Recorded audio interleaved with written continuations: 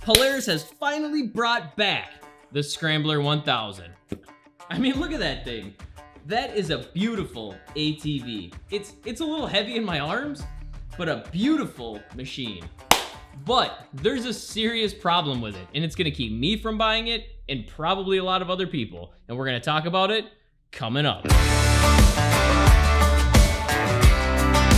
So if you were not in the ATV game back in 2019, you wouldn't know that much to riders' despair, Polaris discontinued the Scrambler 1000. Just dead silent, pretended like it didn't exist, and went about the year not even bringing it up. Which is ironic, by the way, because if you look at this photo here, this is the Can-Am Renegade XRC spec sheet off their website.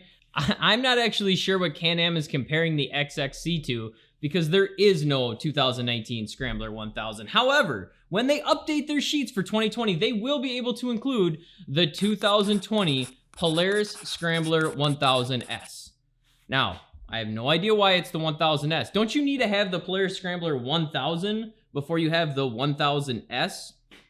But I'm willing to forgive that. I'm willing to forgive that because it has become so normal for Can-Am and Polaris to just add letters and numbers all over the place as they make new machines. However, there is an area that I really do think Polaris screwed the pooch, and we're gonna talk about it. But first, I mean, this really is an amazing machine. This is an amazing machine, and I feel like we'd be doing it a disservice if we didn't at least acknowledge some of the awesomeness that's going on here. I know Renegade fans, you're like, screw that, the Renegade is the best, and I'm not gonna argue one way or the other. The Renegade is an amazing machine. But you can't really question the fact that this is pretty awesome too. Now, when it comes to the engine on this thing, it's sporting a 952cc engine that pushes 89 horsepower. In fact, just so you're aware, this is basically the same ProSteer 1000 engine that Polaris has been putting in all their 1000 ATVs between the Scrambler and the Sportsman for the last couple of years now. So what is new is they've added throttle control. So you've got your standard mode and your performance mode.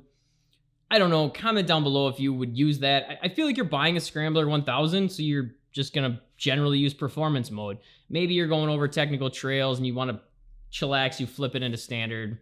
But what is cool that they've added as well is variable assist steering. And I kind of correlate this to like Dynamix for your steering. So, you've got electronic power steering, and it's basically gonna take feedback from the rider and how you're riding to provide the right amount of power steering instead of just like an all or nothing kind of concept. So that's super cool that they've done that. Now, as we move down the machine, you will find Walker Evans 2.0 shocks, which, by the way, Polaris claims is the most adjustable and premium suspension that they have ever put in an ATV.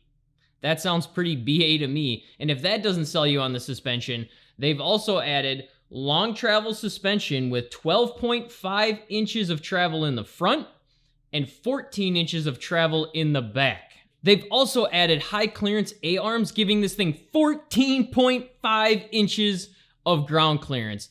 That's as much as the new Razor Pro XP, just for the record. And to put it in comparison, that same Renegade we looked at earlier, that has 10.5 inches of ground clearance. That is a huge difference. Now, continuing down from there, we've got 27-inch Duro Pro Grip tires on 12-inch wheels. Now, the kicker here is they've added the same size tire all the way around. So thank you, Polaris, for recognizing that this is the Scrambler, and that's what people want. I really appreciate the fact that it's same all the way around. Now, as for the actual chassis of the machine itself, I feel like I should also mention, they claim it's 31% stronger, with 25% stronger parts in the transmission. Now, they also went ahead and cut the front diff out of the Razor 1000S and duct taped it into the Scrambler. That's probably not how they did it, but they did in fact take that front diff and throw it in the Scrambler, which is huge, right? They're kind of following on this whole theme for the 2020, which is reinforcement. Now, that's not official. I'm just saying that if you look at the whole lineup for 2020, they're really focusing on reinforcing some of the bigger components, which is huge. Now, when we step back and kind of take in the whole machine, you're gonna notice the style is actually very similar to previous years. Now, there are some things that are gonna make it stand out that we haven't yet talked about. For example, it does come with a Pro Armor light bar, which is great that that's included, especially considering this is a $15,000 machine. Like how I slid that one in there on you? That's right, the MSRP on this thing is $14,999. $999. Hey, make sure we put that in the Canadian price as well.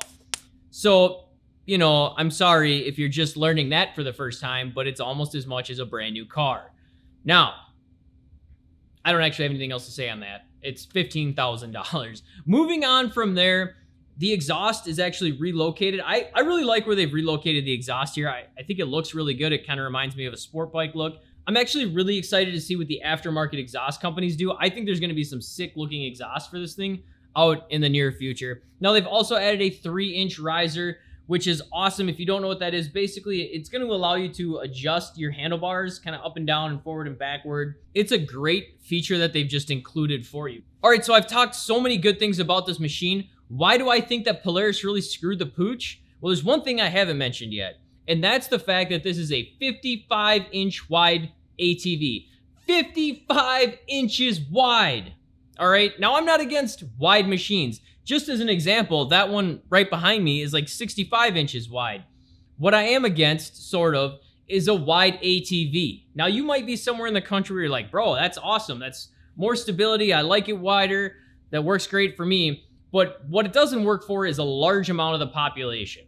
Now, here's what's even more ironic. And this, you're going to want to hear this, all right? As you may know, Polaris is based out of Minnesota. I used to live in Minnesota. Minnesota has 2 classes of trails. Class 1, that's your 50 inch and below. Class 2, that's your over 50 inches to, I believe, 65 inches. There's a lot of Class 1 only trails in Minnesota. So the exact same state that Polaris is out of, they have designed a machine that you can't use on like a third of the trails. In the actual state they reside. Like, that's crazy. That's crazy to me. And that's just one state, and that's one example. A lot of states are like that. Now I live in Wisconsin. Same kind of concept. They, you know, change it up a little bit, but the same concept still applies. So I don't know why you would do that. And that one specific reason alone will keep me from ever buying a Polaris Scrambler 1000S. At least for now, at least in this current year. I honestly hope they change it again, because if I was going to go buy a brand new machine today, I wouldn't even go to a Polaris dealership at this point. I'm going right down the road to the Can-Am, and I'm going to look at the Renegade, or down to Yamaha, and I'm going to look at the 700. Whatever it may be, it's not going to be the Scrambler, which sucks because it's one of my favorite ATVs, and now there is absolutely no way I would buy it. So that's where I'm at. Leave a comment down below. Let me know what your thoughts, because it irritates me. So I hope this video was informational. Subscribe if you haven't already, and I hope to see you on the trail.